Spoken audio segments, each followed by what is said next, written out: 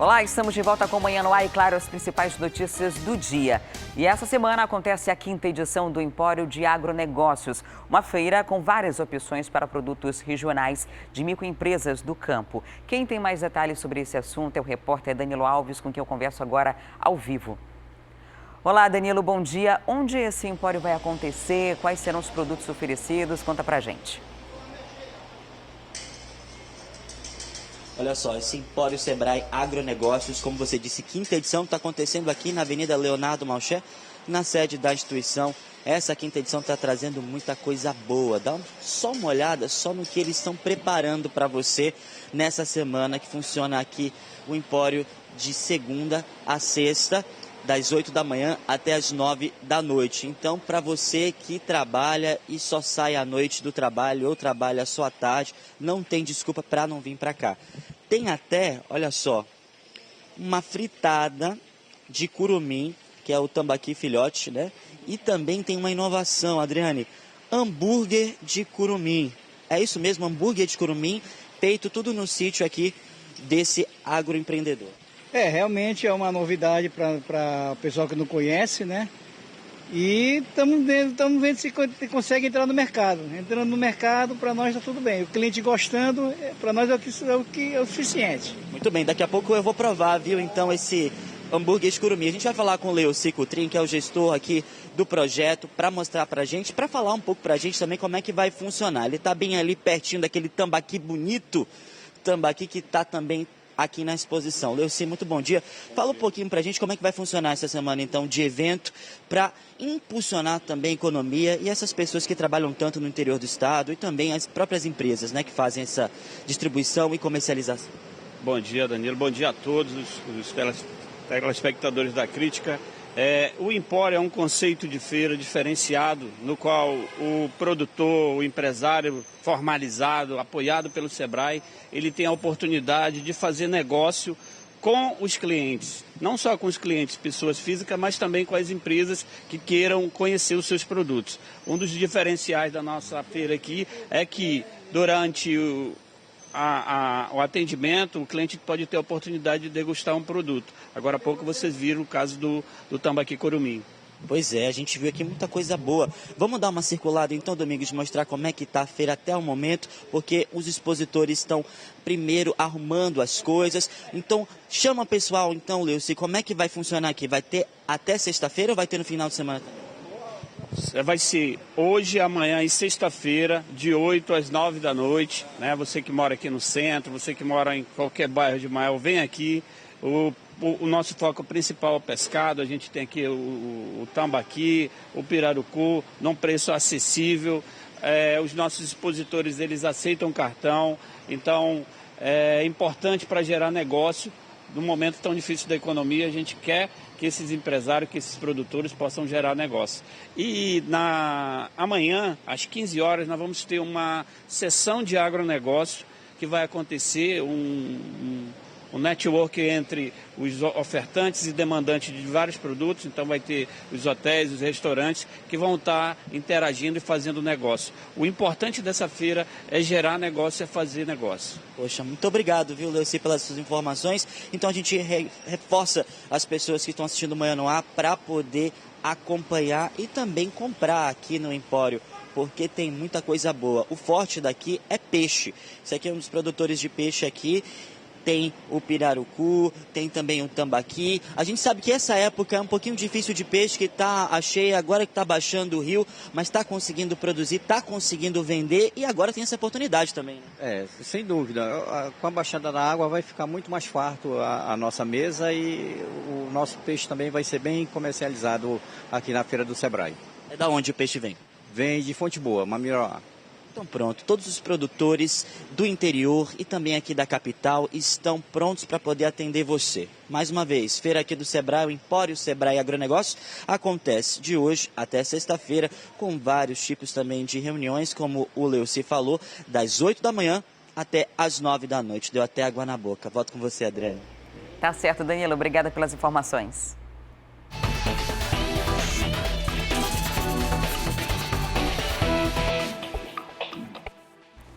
E agora vamos falar de um assunto não tão agradável.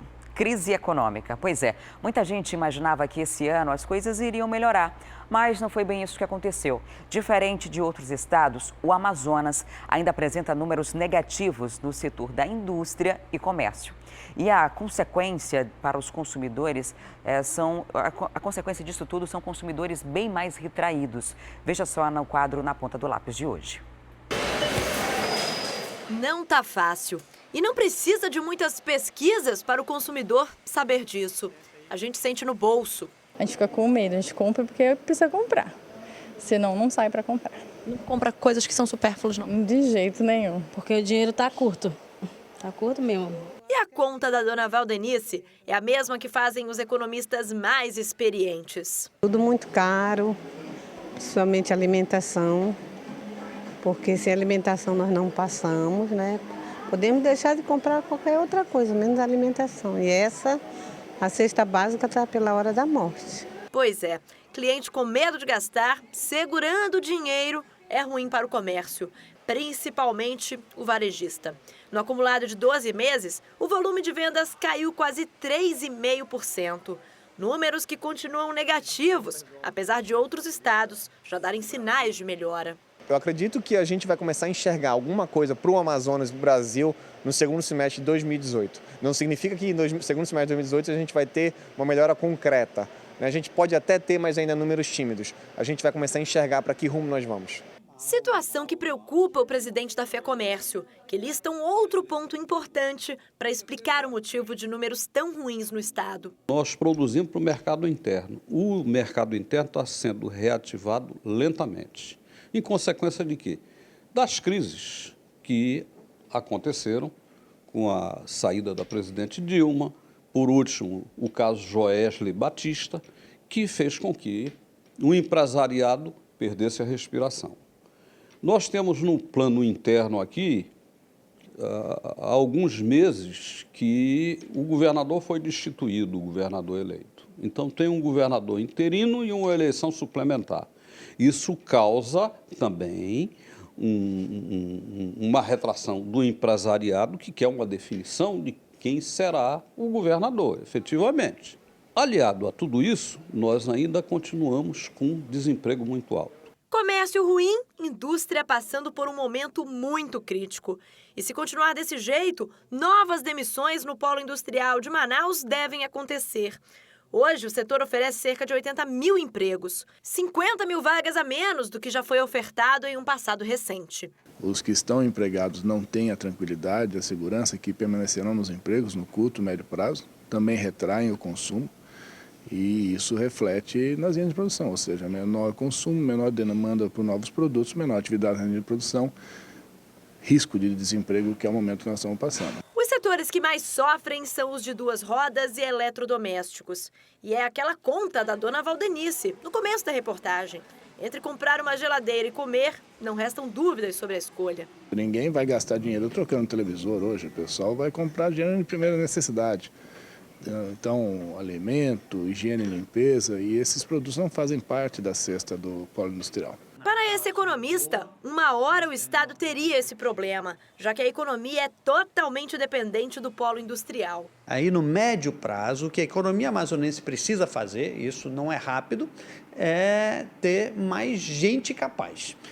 Gente capaz se faz com mais PhDs, com mais engenheiros, mais pesquisa, mais investimentos em gente. Sempre importante tentar reduzir burocracias governamentais para encorajar mais empreendedores a tomarem risco, principalmente naquilo que é mais óbvio da economia amazonense, que é uma economia autenticamente amazônica, tipo manejo florestal, piscicultura, uso de recursos naturais que nós temos, obviamente, em abundância.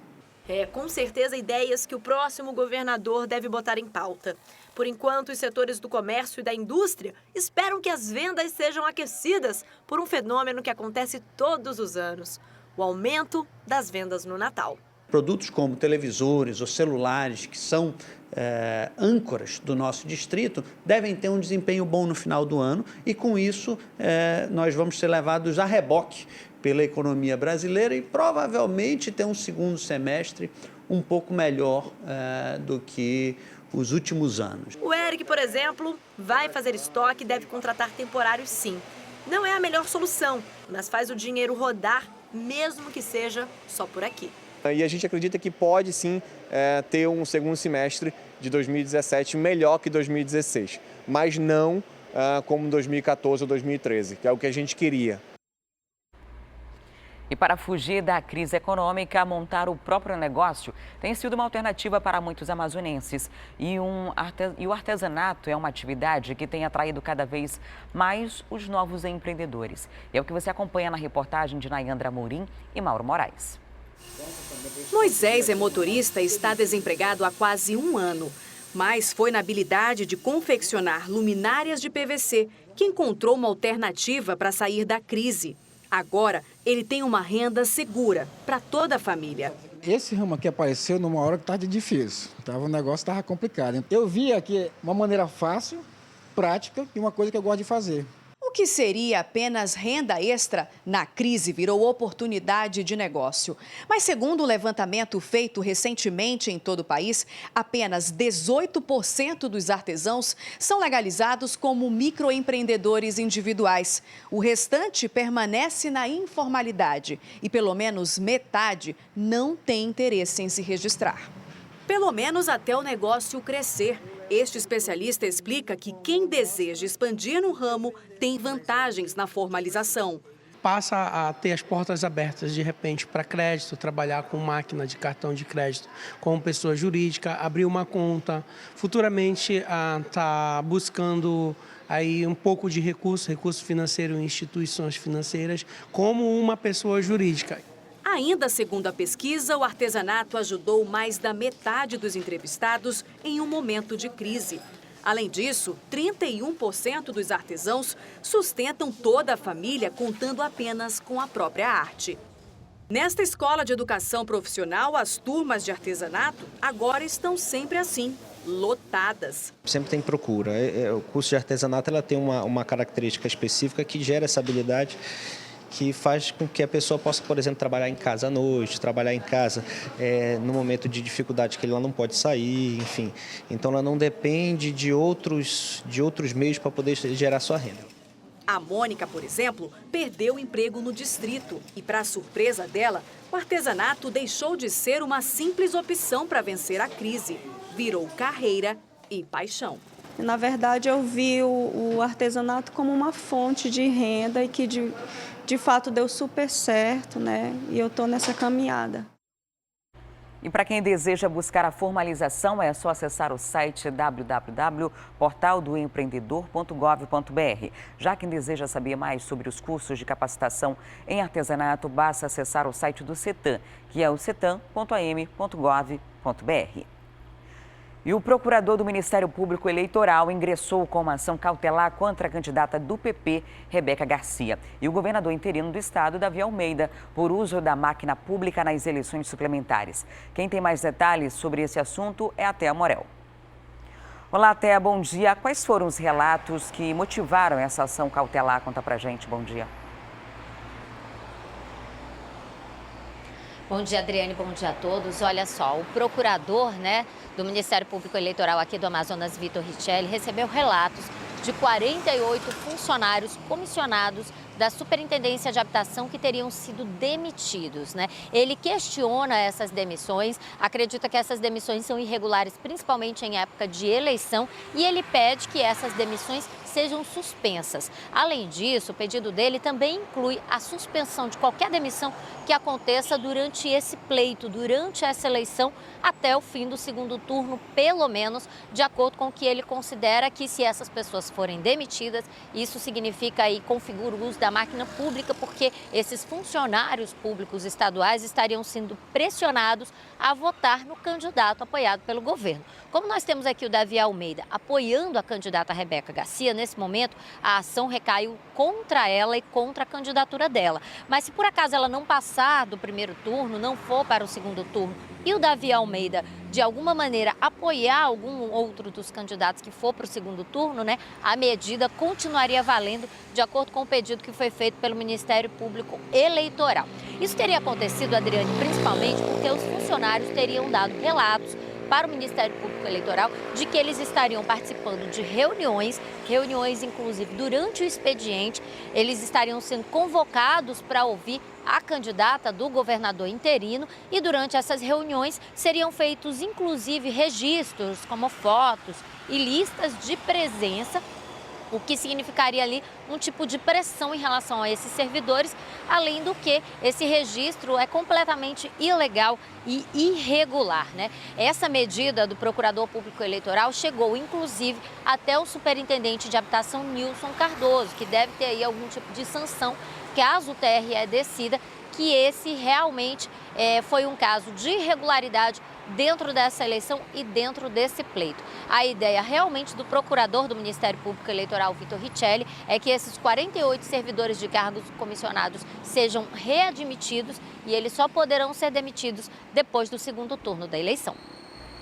Situação complicada, né? Porque a gente está no meio de um processo político, mas essas decisões refletem diretamente na vida do trabalhador, né? Na vida das pessoas que criaram uma expectativa em relação a terem um emprego de fato e de direito, né? Porque passaram em concursos e já estavam no período de promoção. Agora, até além de toda essa confusão em âmbito local, né? Existe também a indefinição do STF. A gente tinha uma expectativa para que ao longo do dia de ontem tivesse alguma decisão em relação se a eleição aqui se manteria de forma direta ou se ela aconteceria de forma indireta na Assembleia Legislativa, e a gente continua sem essa definição. Exatamente, Adriane, sem definição nenhuma, na verdade, né? A gente tem aí um relato que foi feito pelo Ricardo Lewandowski, dentro daquele processo. Ontem a gente estava falando aqui que são pelo menos 3 recursos diferentes que tramitam, né, no Supremo Tribunal Federal, e um desses recursos está na mão do Ricardo Lewandowski, que é relator, e seria justamente o recurso feito pelo Partido Solidariedade do candidato Henrique Oliveira. Dentro desse recurso, o Ricardo Lewandowski, ele pediu aí orientações, ele pediu realmente mais informações ao TSE, o Tribunal Superior Eleitoral, mais especificamente ao presidente do TSE, Gilmar Mendes. Ele faz vários questionamentos do porquê que está acontecendo essa eleição direta, qual que é a postura do TSE em relação à posse ou não do vice-governador, né, já que ele tecnicamente foi cassado pelo TSE, mas em outros casos, em outras jurisprudências, como você mesmo já explicou, né,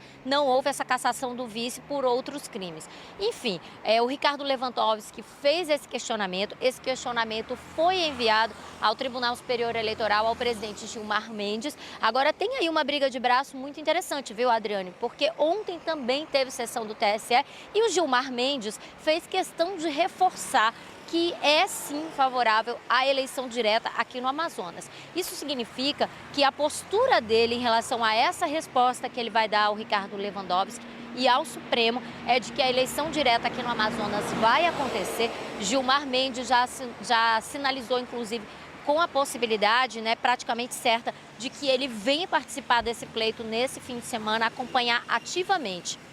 Outro questionamento que o Ricardo Lewandowski fez foi, inclusive, em relação ao custo dessa eleição. A gente tinha aquele custo estimado de 18 milhões que já subiu, né?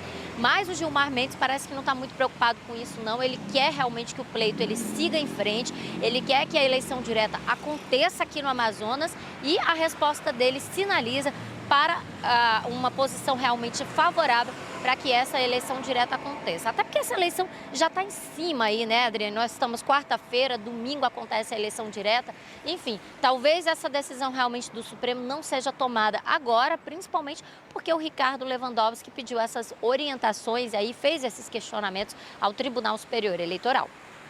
Tá certo, Té. A gente vai ficar acompanhando ao longo do dia na nossa programação aqui da TV A Crítica. A gente traz mais detalhes do que deve ser definido ou não, porque a gente tem 3 dias aí para a eleição suplementar que vai escolher o novo governador do Amazonas. Obrigada, Té. E para você que começou a acompanhar o programa agora, não tem problema não, porque a gente preparou um resumo das principais notícias até aqui. Confira. Um homem foi preso e adolescente apreendido suspeitos de fazer arrastão na Avenida Grande Circular. Com eles, a polícia apreendeu armas de fogo, joias e celulares. Em Parintins, polícia investiga a quadrilha que furtou embarcação no Baixo Amazonas. Um dos envolvidos foi preso na zona rural da cidade e o outro conseguiu fugir pelo rio. Secretaria Municipal de Meio Ambiente alerta para o aumento das queimadas urbanas durante o verão amazônico. Só no mês de junho foram registrados 16 ocorrências, mais que o dobro do ano passado. A multa para quem for flagrado fazendo queimada pode chegar a R$25 mil. Desativação do Terminal 2 do Aeroporto Eduardo Gomes, o Eduardinho, foi adiada para a próxima semana, depois das eleições por causa do fluxo de equipes em campanha eleitoral. Segundo a Infraero, a queda no movimento foi uma das causadoras dessa desativação. E para evitar mais prejuízos, as 12 companhias e lojistas vão ser transferidos para o Terminal 1, o principal do aeroporto. O Detran lançou cartilha que auxilia pessoas com doenças físicas, mentais ou visuais severas a conseguir isenção de impostos na compra de automóveis novos e também a carteira de habilitação especial. Em média, 110 pessoas por mês procuram o Departamento de Trânsito para solicitar o benefício garantido por lei. Agora a gente vai falar de um assunto que interessa especialmente às mulheres. A pele madura na pré-menopausa, menopausa e pós-menopausa é um grande desafio no que se refere aos tratamentos estéticos. Como devolver o brilho? Como eliminar aquele aspecto envelhecido e muitas vezes cansado? A boa notícia é que existem meios para recuperar a beleza da pele, deixando as mulheres que estão nessa fase inevitável da vida com uma aparência mais saudável e jovem. A doutora Janaína está aqui conosco e essa é uma fase que traz muitas mudanças na vida da mulher, não é mesmo? É preciso estar bastante atenta a tudo que vai acontecendo durante esse período. Exatamente, Adriane. É uma fase em que nós temos que fazer um pequeno resumo a respeito, né? Para que nós possamos entender as modificações físicas, psicológicas que ocorrem na vida das mulheres nesse período da menopausa. Acontece ali na fase depois da última menstruação, tá, Adriane, ali, a última menstruação espontânea da mulher. Nesse momento, a secreção hormonal ela é interrompida e as mulheres começam a passar por essa fase por volta dos 45 aos 50 anos. E é incrível como a menopausa modifica o funcionamento do corpo da mulher, incluindo a pele, os cabelos e as unhas, né? Então, é uma fase, né, que na imagem nós podemos ver que aquele período dos 45 aos 50 anos começa a ter uma queda de dois hormônios principais da mulher, que é o estrógeno e a progesterona. E esses hormônios, eles são extremamente importantes para o funcionamento do corpo da mulher. Então, é nesse momento que começa a afetar os cabelos, a pele, começa a afetar não somente isso, mas aquelas ações psicológicas mesmo. A mulher começa a se sentir mais triste, mais cansada, menos motivada, aqueles excessos de calor. Então, é realmente uma fase muito complicada na vida da mulher, nesse momento em que começa a ter essa queda, né, desses dois hormônios que são extremamente importantes e segue isso até os 65 anos. Aqui embaixo nós podemos ver a idade, né? É importante frisar que passa. Isso. Né? Porque quando passa o período da última menstruação espontânea e que se inicia esse processo de menopausa, as pessoas imaginam que vai ser para sempre com todas aquelas reações, né? Exatamente. É uma fase que pode durar ali de 5 até 12 anos, tá bom? Então, isso é uma coisa que você pode ter certeza que vai passar. E é nesse período em que ocorrem as alterações, principalmente na pele da mulher, e que ela começa a ficar mais envelhecida, começa a ficar, né, se olha no espelho, já não gosta mais de si, já não gosta do que vê, das linhas, das rugas, e os cabelos secos é complicado. E como é que faz para reverter, ou pelo menos minimizar todos esses efeitos? Olha, existem várias coisas que a mulher pode estar realizando. Por exemplo, ela pode procurar, né, primeiro ela precisa de um auxílio, né, de um médico ginecologista para poder fazer essas modificações, fazer essa alteração, reposição hormonal. E com isso, ela precisa também correr atrás de um tratamento estético para melhorar a qualidade da pele dela, né? Ela precisa fazer uns peelings no seu rosto, precisa hidratar mais essa pele. Então, ela precisa cuidar realmente das suas mãos, do seu colo, porque é uma alteração mesmo. A mulher envelhece. Para você ter ideia, Adriane, ela chega a perder, depois da menopausa, 2% de colágeno e elastina ao ano. Só que nessa fase, ela chega a perder até 10% do colágeno e elastina da pele. Então, imagine como essa pele não fica, como a mulher não passa por um envelhecimento tão grande pela ausência desses dois hormônios que são tão importantes na vida da mulher. É impressionante, né, como causa esse efeito no organismo da mulher e muitas vezes ele é inevitável, né? A gente, por mais que mantenha cuidados ao longo da vida, quando chega nesse período, tem todas essas quedas hormonais que vão influenciar. Exatamente. Então é um período assim muito complicado, a mulher envelhece bastante e aparece, né, aquelas linhas nos lugares menos esperados, o rosto, colo, mãos. Então algo que a mulher realmente ela se vê no espelho e se sente triste com aquela situação. Então é uma luta do físico e do emocional, além dessa queda hormonal que ela tem, né? Então, de fato, é importante a mulher se cuidar, correr atrás, né, sabendo que a sua pele vai estar mais ressecada, que o seu rosto vai estar mais envelhecido, então ela tem que correr atrás para melhorar até mesmo a autoestima, né, Adriane, nesse momento. Agora, doutora Janaína, é importante que as mulheres tenham cuidado especial com a saúde da pele e do corpo durante esse período de pré e também da menopausa, né? Exatamente, ela precisa se alimentar melhor, você que é mulher, que está passando por essa fase, você precisa ter uma alimentação mais adequada, tá bom? Tomar bastante líquido, bastante água, isso é muito importante, sucos, fazer uma atividade física, não se expor ao fumo, né, ao cigarro, não se expor ao sol, evitar a exposição solar, porque tudo isso vai agravar o seu problema.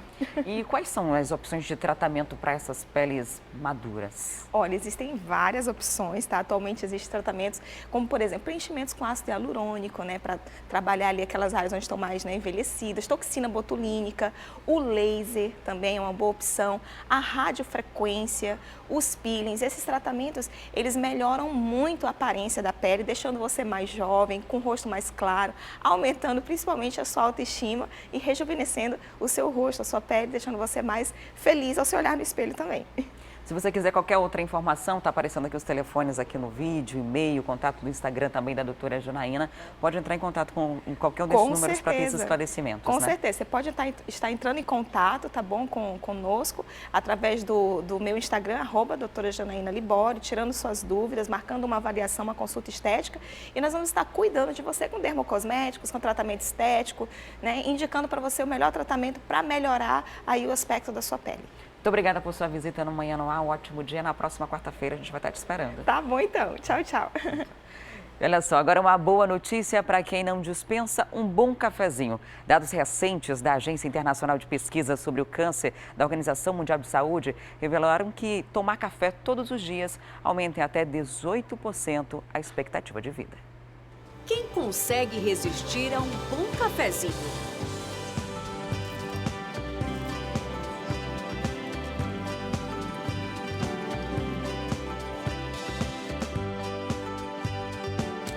Seja pelo sabor, pelo aroma, o café mexe com os sentidos, com as sensações. Imagina só, o café ele já por só tem a cafeína.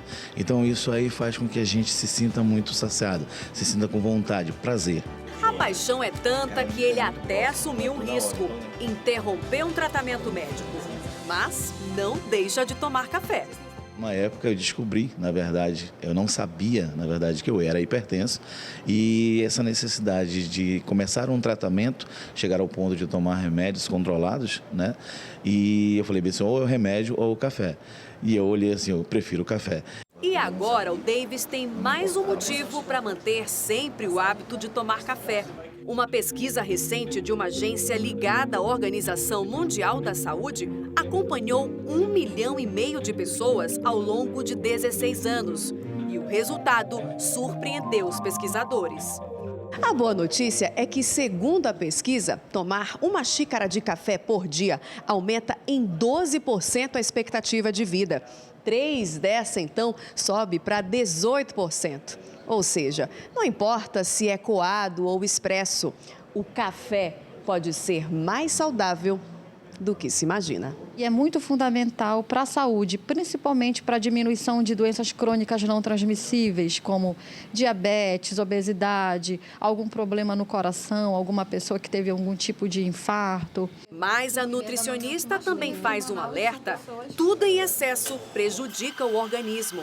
E café, para ser saudável, só se for assim, puro. Porque sem açúcar, ele está intacto com todos os nutrientes, com toda a sua cafeína e porque é antioxidante. Digamos de manhã, ou você fica depois do almoço e outro no finalzinho da tarde. O café que estimula, conquista o paladar e ainda faz bem à saúde também já ganhou o mercado em Manaus. Este casal, por exemplo, enxergou na bebida uma oportunidade de negócio. Inicialmente pelo prazer também, pelo gosto pelo café, né? E a gente começou a buscar algo mais puxado para a linha de cafés especiais. Tendo um ambiente bom, que agregue, as pessoas gostam de se reunir, conversar, bater papo, perder tempo mesmo e esquecer do mundo lá fora, né? Para este outro empresário do ramo, os apaixonados por café seguem cada vez mais exigentes. O investimento na qualidade da bebida é alto, mas faz diferença. A gente está trabalhando com café que é só café. É café 100% arábica, é café selecionado, é café acima de 1000 metros de altitude. Então você vai ter uma outra bebida. Não é o café que as pessoas estão acostumadas. Puro, descafeinado, aromatizado. Se for um bom café, tá valendo. E se depender do Davis, muitos anos de vida virão por aí. Então vamos viver até mais 100? Tá bom 100? Acho que é um bom entusiasmo dessa forma. Então vamos pensar dessa forma, 100 aninhos. Acho que tá bom. E agora a gente vai para o intervalo e na volta da sequência a série de entrevistas com os candidatos ao governo do Amazonas. O convidado de hoje é José Ricardo do PT. Um instante só, não saia daí.